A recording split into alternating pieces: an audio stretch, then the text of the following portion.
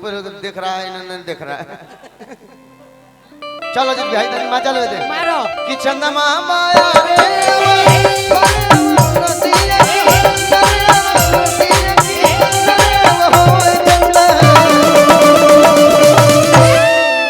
अब नाचना कैसे है? मीठा मीठा हट रट रट ए चंदा अरे अवना गाना के पीछे लाला नवा हमरो रोवत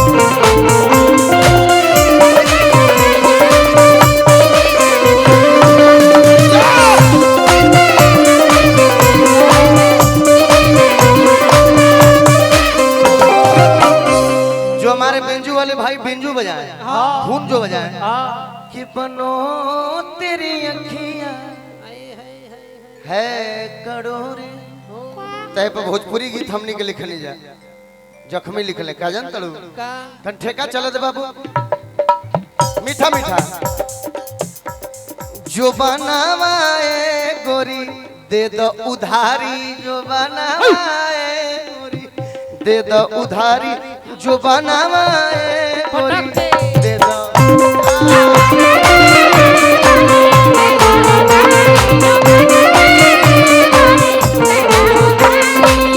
ढेर दिन पोसलू हो ढेर दिन पोसलू अब हम ही संभारी जो बनाए गोरी क्या हुआ की भलवा तब का तारा देने पुनी परत है ना झीसी नहीं के आवत बैटरिया चार्ज रही तब नु हां भाई ए अजीत भाई देखै नि गंगूरी नि के चलते हनियो को कुछ बरसा दे भाई भाई हमें लोग भैया हेनियो झीसी परे द देखा झीसी परे लागल कि जो अरे परे लागल आवद झीसी हम भाई एके बे रोक काहे कर लो कि जो बनावाए गोरी दे दो उधारी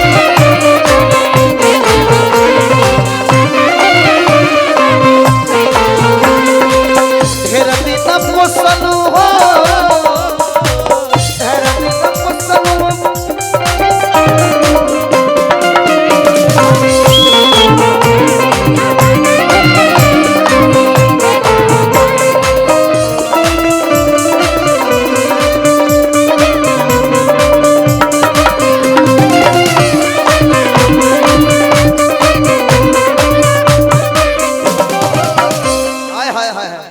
चलत रहो प्रोग्राम मने जम कर रहो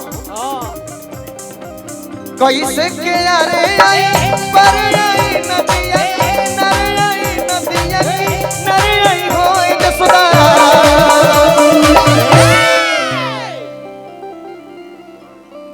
कैसे के यारे पर आई नदिया नरे आई होए जसदा कारी रे बा दरवा लाला नवा तोहरो रोवे लगी है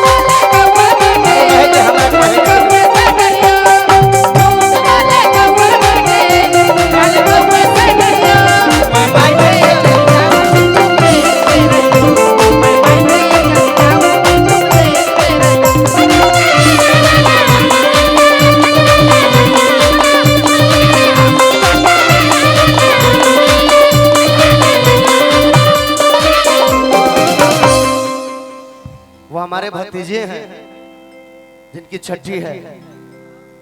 और अजीत जब हमसे फोन पे बात कर ले तो हमको लगा कि कोई आम आदमी पार्टी का जो हमको फोन कर रहा है प्रोग्राम कराने के लिए, लेकिन ये आम आदमी नहीं है। ये आज के बाद हमारा दिल में घुस गई। सही बात है। क्या व्यवहार, क्या बात, क्या बोलने का तरीका। जहाँ कह देवे तहाँ भाई खड़ा बा, खाली गावे खातिर ना गोलियों चला। अब मैं लोकगीत गाता हूँ, ठीक है। अब बहुत गाना हो गया, अब नेहा राज बची है। नेहा का तो एक से गाना बा, बोलमुआ के बोलम एगो आउ बड़ी वायरल भई रहा। मार देना गप से कि ढोई हम डब से। ब्याह से एगो आउ वायरल भई रहा। कौन?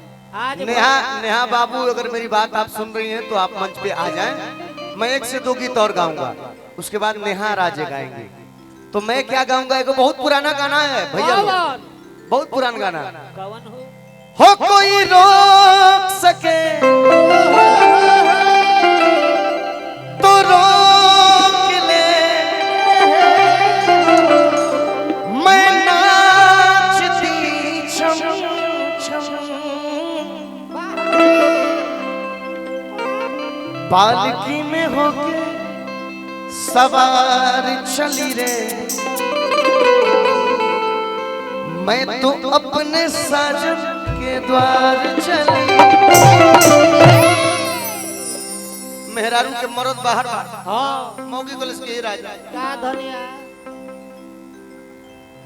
कल के ये राजा का धनिया रोज फोन करे लो हां कि काल आवत तनी परसों आवत, लेकिन आवे लो का करब, अभी महीना नहीं थे मिलल। नहीं